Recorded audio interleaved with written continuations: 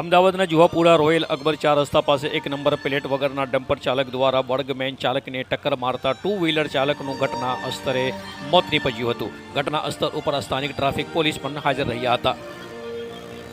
સ્થાનિક લોકો કહેવા પ્રમાણે અકસ્માતનો સમય લગભગ 7 વાગ્યાની આસપાસનું હતું।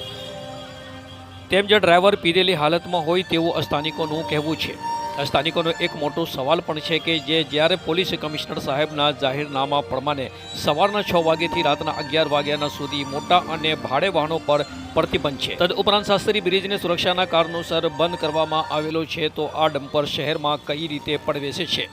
એક તરફ બ્રિજનું કામ ચાલતું હોય, બ્રિજ બનાવવાની કંપની દ્વારા યોગ્ય રીતે ટ્રાફિકના નિયમો અનુસાર speed breaker, zebra crossing, road painting, reflector અને સાઇન બોર્ડ લગાવવામાં ચૂક કરવામાં કેમ આવી રહી છે? મારું નામ એઝાઝ ખાન પઠાણ, સામાજિક કાર્યકર્તા, જુહાપુરા વિસ્તાર।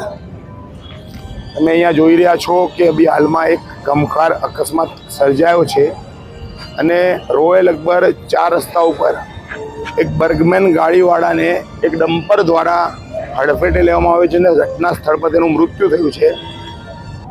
ઘણા સમયથી અહીંના સ્થાનિક રહીશો અને અમે પણ વારંવાર એચજી ઇન્ફ્રાસ્ટ્રક્ચર કંપની જે છે કે અહીંયા બ્રિજનું કામ ચાલી રહ્યું છે એને રજૂઆત કરી છે કે યોગ્ય રીતે જે બમ્પ બનાવવામાં આવે, એની ઉપર ઝીબ્રા ક્રોસિંગ બનાવવામાં આવે અને રોડને યોગ્ય પેન્ટ કરવામાં આવે, યોગ્ય જે રિફ્લેક્ટર છે લગાવવામાં આવે, જેનાથી અકસ્માત નિવારવા માટેની શક્યતાઓ રહે।